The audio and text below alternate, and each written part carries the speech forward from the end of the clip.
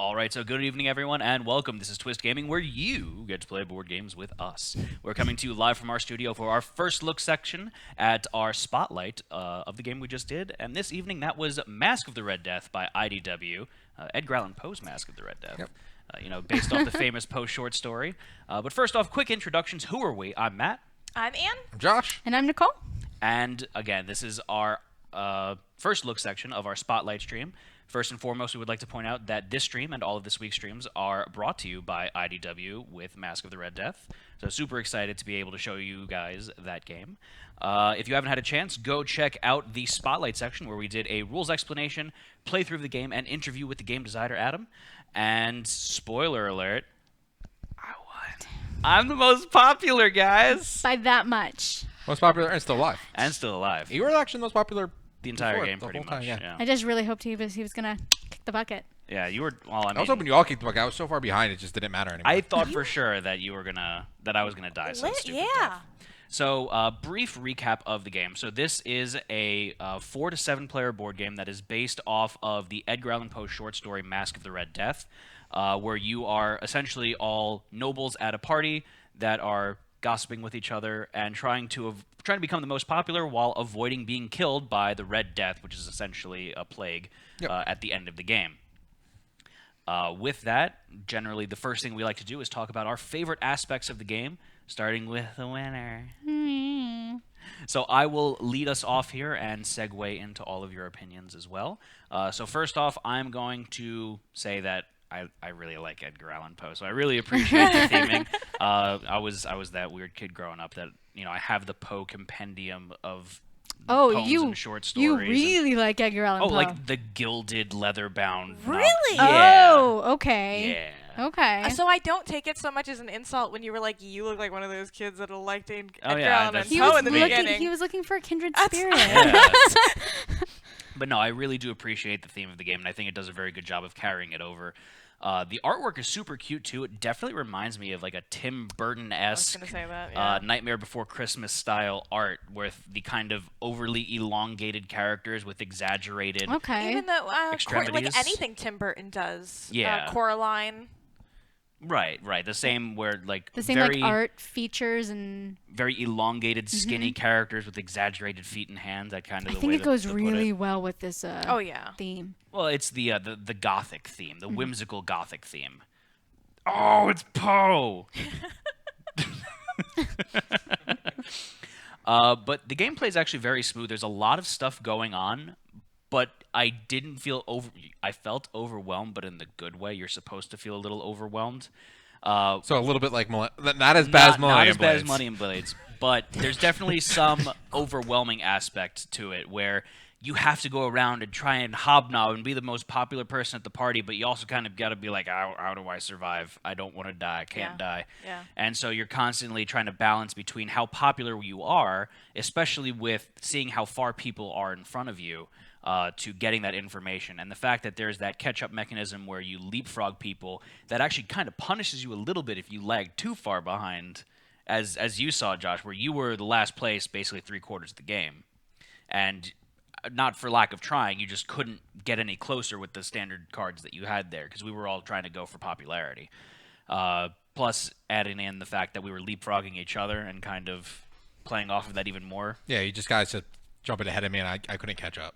But you did what you should have done there, and it went for the knowledge. I went for the knowledge up, hoping that you just all died. That was. I mean, it was close. It was close. very close.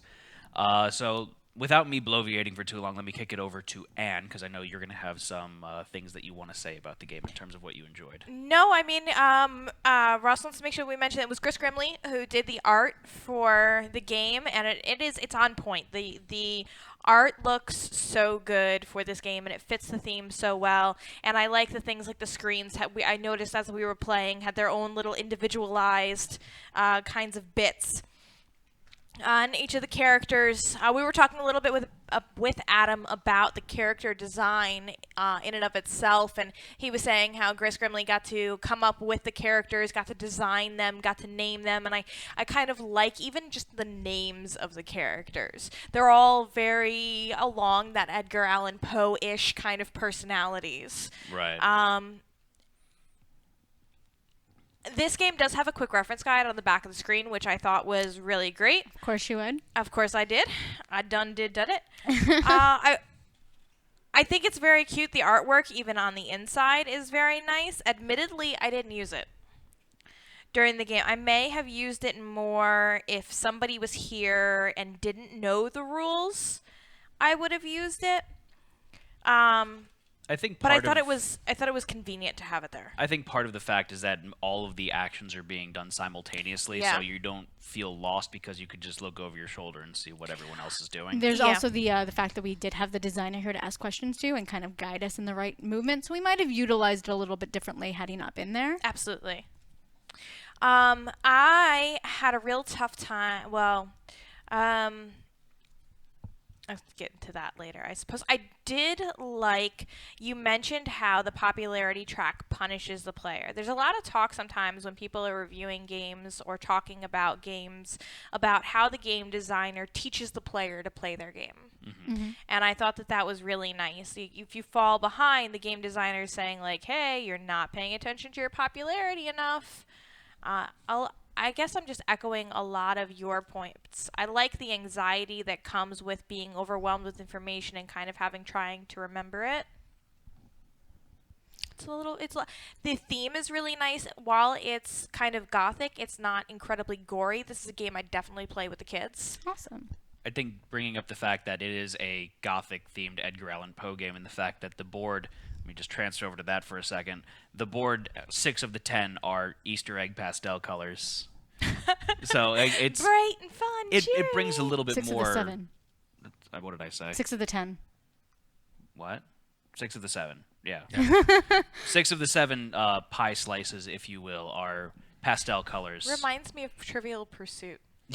But the story itself, were they not the same kind of bright pastel colors? The story itself, well, the rooms are all color themed, so basically in the story the prince takes all the rooms, puts everything in it like a set color, and even replaces the windows with stained glass of that color. That's so kind of cool. All of the light coming in is that color as well. So it's and then really you have thematic. the black room where everything's black, but then the windows are red stained, like blood red stained glass. So that's why it's like the black heavy outline on the room and with it's like the light coming in. Yeah. They really paid attention when they did the art for this. That's really amazing. So is there anything else you want to touch on, or pass over to Joshy Bear? No, let's go on to Josh. All right. This was a game I was really excited to play when I read the rules. So I sat down with the rules yesterday, and I was like, I'm actually really excited to try this out because it seemed like a lot of fun. It was memory management, worker placement, programming. It's got a little bit of everything, and you have to kind of put it all together, and it's a balancing act of what you're going to do. Are you going to get information? Are you going to be popular? So I was reading, like, games can swing wildly. Like, you could have a game where everyone's running for information. Yeah. And popularity isn't that high. Doesn't mean anything. And then you could have where kind of what we did in the beginning, and we had a popularity. We had the high school cafeteria. Can I take it back for you for 1 second? Yeah. Because you just reminded me of something where you were talking about how the games could change so easily. I also really liked how the personality cards were independent of the characters that you were playing. I think that adds a lot of replayability to the game. Like, you may be attracted to one particular character or its art, and it doesn't necessarily mean that the attributes are associated with the character. I thought that was kind of cool. I think there's, like, also 9 cards, so if you play 7 players, you don't even see all. Oh, that's cool. So there's more personality cards than players. So you get something a little bit different. You don't know what everyone has. So like that. I like the hand management where each card was kind of used once. Yeah. Kind of thing. And it was interesting to see how people played those. Because who played all their one-time use cards? No one. I don't think. I played like 3 of them. You could have. You absolutely could have gone through them all. Yeah, there's 12 turns, and you have 9 cards, 7 2 of them are cards. replayable. 8 cards of them are. My personality was gain 4 popularity, then return all your discarded actions to your hand, and I didn't even use that. Like, I mean, I should have, but I didn't. There's actually a really cool person. Let me see if I can find it. But while Josh is looking for that, so I explained that in the other stream, the way we like to do things is we have one person familiarize themselves thoroughly with the rules, and that would be Josh. He teaches me the rules before the stream. So I kind of have a slightly better understanding than someone coming in blind, and then we have at least one person in this case too, the two lovely ladies here that came into the game blind, so you can see how quick it is to pick up the game. And as Josh is explaining me the rules, about 2 minutes into it, I just like, oh, this is easy. Fairly like simple this to is easy to catch pick on. up. Yeah, Someone's asking, are the personality cards noble specific? they are No. not. They're all unique. So not read that out. This is personality lose to popularity, then swap one rumor card from your hand with one red death card in the same time slot. Oh. That's nasty. That's This interesting. cannot be played at later than 11. That's interesting. Ooh, that is nasty. And no one has any idea. Wow. You could totally mess up. You Well- can Someone looked at your card, be like, "Oh, I know 1140. That room's good," and then they're like, And then "You do that," and then you're like, "Oh, that room's bad," and I could have put a different 1140 in there. You don't Yeah. you don't know. Yeah. So there's some really cool personality cards in there. I started off with the one I actually kind of wanted was Game 3 rumor cards, Right. and I knew I was probably going to go for the more knowledge. I was just like trying to keep up with your. Knowledge is Popularity. half the power. Knowing Yeah. is half the battle. So I really like that. Apparently, there's some way to get the popularity to go around the loop. Like there's rules for it. Well, Like, I'd imagine if you're playing with more people too, there's more leapfrogging That's occurring, true. so you'd be getting more popularity as well. yeah. The leapfrog mechanic was really neat.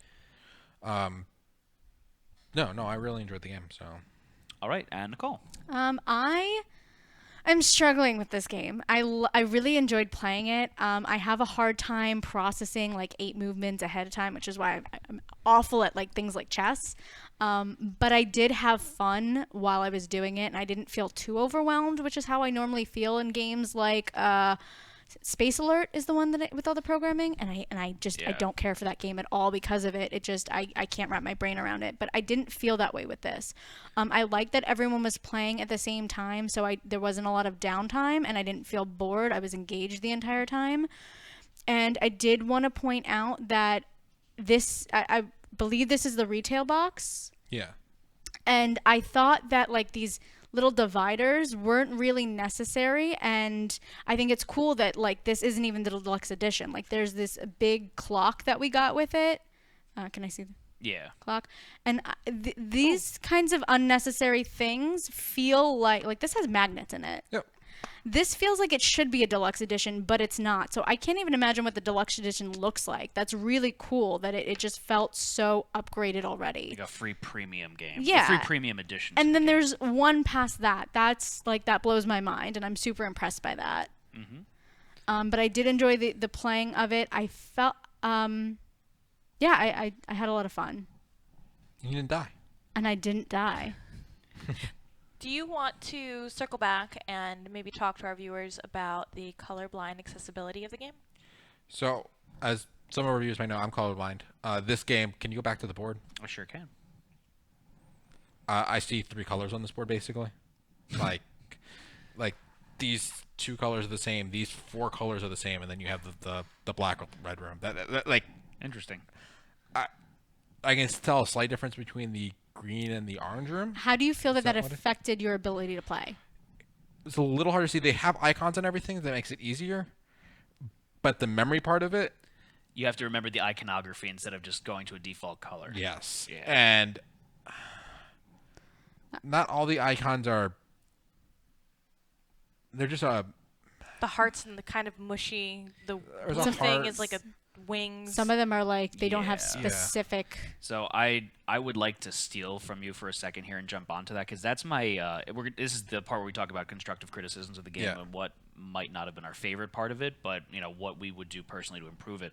And I think the iconography, while it's cute, I think had some issues for me in terms of not having easily defined things, as Josh was saying. So yeah, you have glasses and you have a book and the justice scales, but I don't really know what it's like a smushed green heart. Then That's a hat. is it a hat? It's a hat. It looks like a pot, maybe. yeah. The icons are the same color as the room, so that helps a little bit. But like, And But like when you're trying to remember, oh, this item is okay. This It's green screening, shape, but yeah. yeah. This shape is okay at a specific time. It's if you can't easily define that in your memory, it's much harder to remember. and something that would be like the black room was kind of cool because it was a piece of coal, and I know coal is black. That's a skull. that's a Is it skull. skull? Yeah. It Well- looked like a But it's nice that you were able to. There's some some association with the actual color, and then you can kind of lump that into your brain. Like I know that I did like kind of mnemonic devices where I was like, okay, well, 12:30 is orange, and that's fine. So and orange is the third. Well, it's yellow, but I was like, orange is like the third color of the rainbow, so that should be okay. Well, there's no yellow, so it was okay. But I was making like connections with colors and stuff like that that I wouldn't have been able to do with shapes. So I can definitely appreciate Josh's hesitance with that. So my other, circling back to the iconography there, the mask tokens that we use to define where we're at, they actually line up to the masks that our characters are holding, but at the same time they're very small. And I just dropped the base. I only saw it on. I didn't even realize that. I saw it on the character card, and the background, the artwork in the background matches. Oh, okay. It was a little difficult for me the first few turns to comprehend who was who, because the tokens seemed to have a slight disconnect for me from the actual standees, and that's how I was basing everything. And since I was doing the board movement. But that's my biggest gripe there. I would just I would have linked them a little closer. I don't know exactly what, but I feel like if they had like more of a background color and they matched, and I can't tell because I'm colorblind, so I can't tell how well they did the job of that, because the background color of my guy and my mask, does that match? You are kind of, not really. Not really. My character has a themed color. Yours is kind of red. Mine's Nicole's purple. Right. So there is some cohesiveness to it. Right. Not as much as I would have hoped for, but it's not terrible at the same time.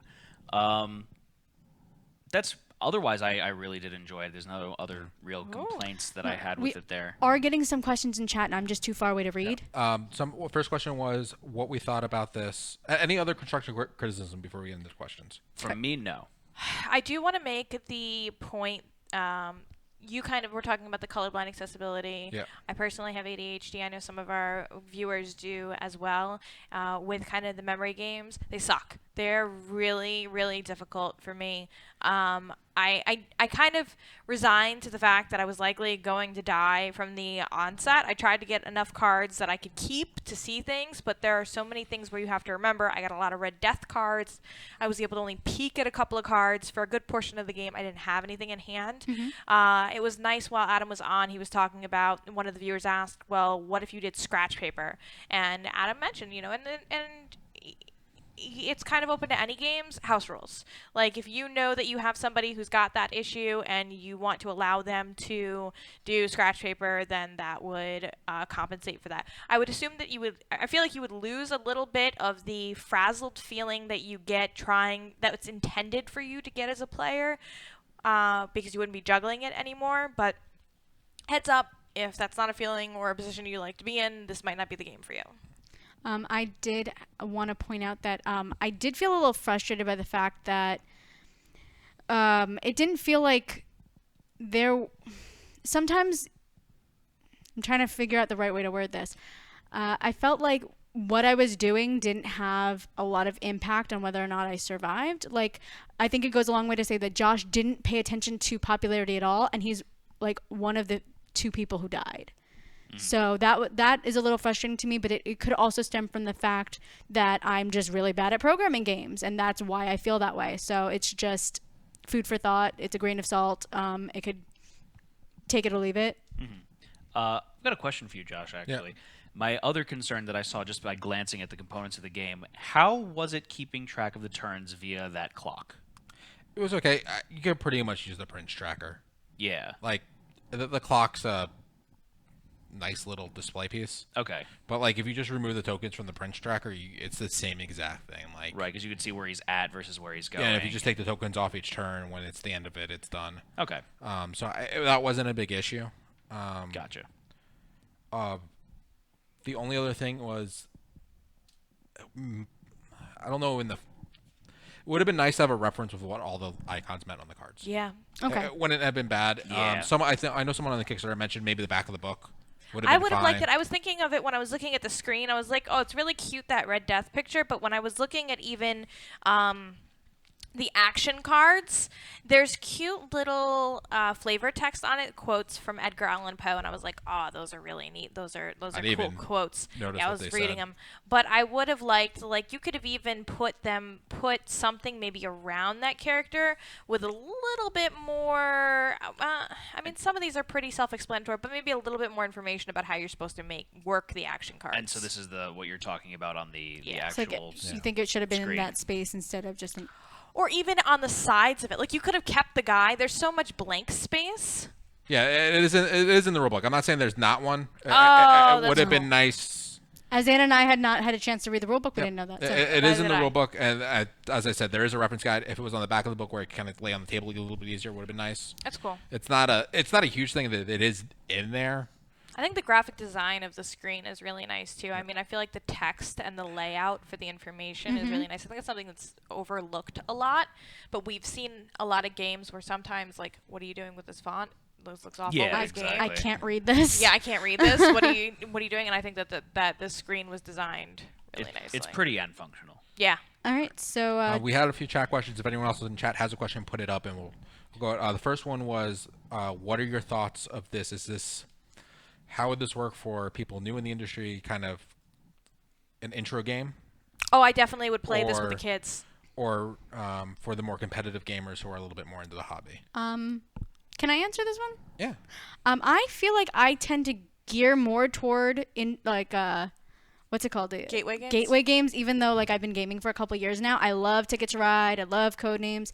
I think this is just a step above a gateway game. I would play it. I would absolutely play it, but I would play it with someone who has played Ticket to Ride and had a little bit of an introduction first, and then this is like a perfect second game, in my opinion. So it's not something to open the door to them, but if they've got their foot in the doorway, then you'll bust this one out. Absolutely, and I do think it would appeal to the heavy-ish gamers too, because there was a lot of strategy that went into it. So I think it would definitely satisfy them. I think it's interesting too, just because of the way that it plays. You kind of have to play off of your other opponents there, because if someone's going very information heavy, you kind of want to go after them a little bit. You definitely have to utilize, read people and know their strategies. I was surprised, Matt, because I thought that either you or Nicole even were going to play a lot more aggressively in this game, and I was trying to consider my moves. I was stuck in a room with you a couple of times, but I had considered the fact that you're an aggressive player when deciding to go into a room with you. You're not wrong. I actually was playing very aggressively. You did not have any cards for me to steal.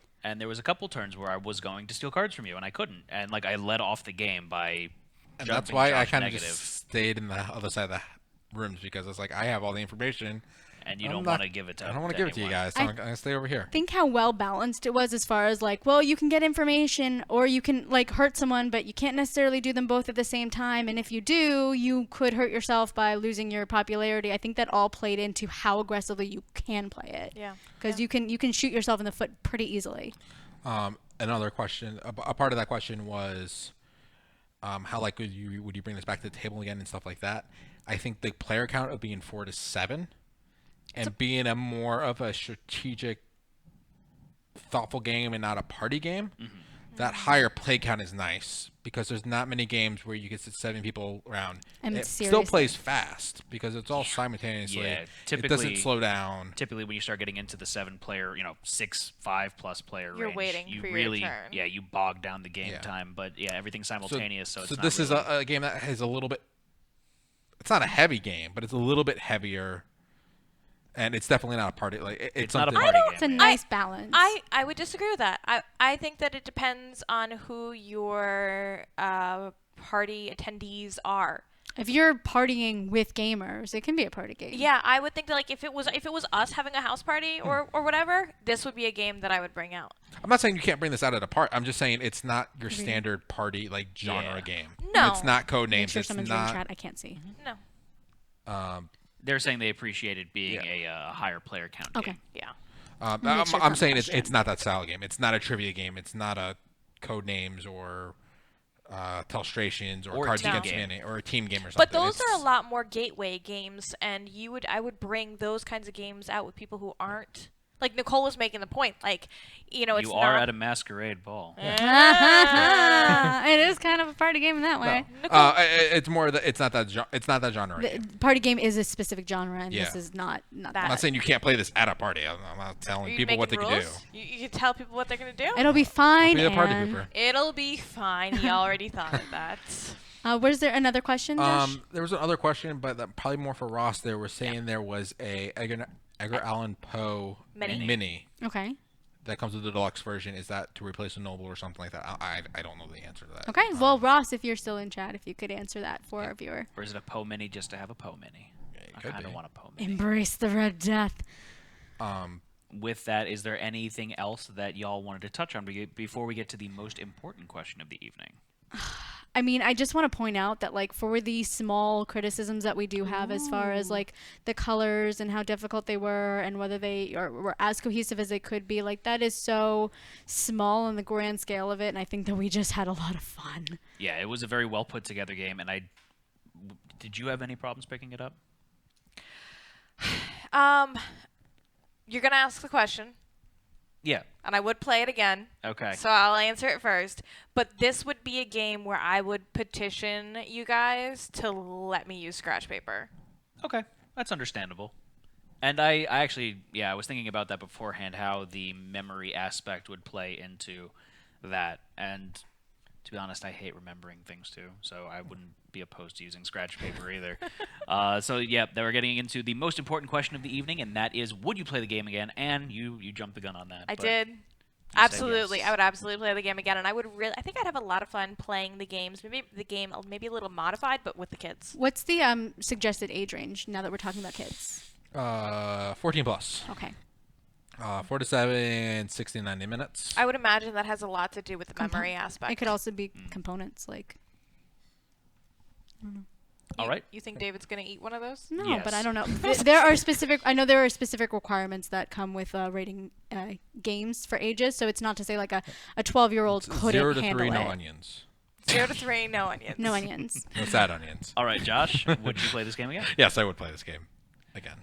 I would absolutely play this game again, and I hate... I know this is gonna sound terrible. I don't like learning new games because I feel like once I've grasped enough, I'm already behind, and I didn't feel that way as much with this because I know everyone's just kind of running around with like a chicken without a head. But I really would like to try it again, knowing what I know now, and just like go hit the ground running. And I'm really excited to play it again, actually. Absolutely. And then the answer for me is yes as well. I'm a big fan of the theme. The game played very smoothly for me. I enjoyed pretty much all the aspects of it except what we discussed in the other section, but that's not anything nearly enough to hamper my enjoyment of the game. So with that, is there anything else that you guys wanted to interject before we signed off for the evening? Twist Gaming presents Kingdom Masque. Oh, we should make a little Crossover? crossover, yeah. No, I just want to thank IDW for the opportunity to play this game. This was a lot of fun. Absolutely. Big shout out to IDW for providing us with Mask of the Red Death and sponsoring this stream and all of this week's stream. So very much appreciated. And with that, this is going to be Twist Gaming signing off. Hope to see you all again soon for our next upcoming Spotlight sessions. But for now, I'm Matt. I'm Ann. I'm Josh. And I'm Nicole. Good night, everyone. Good night.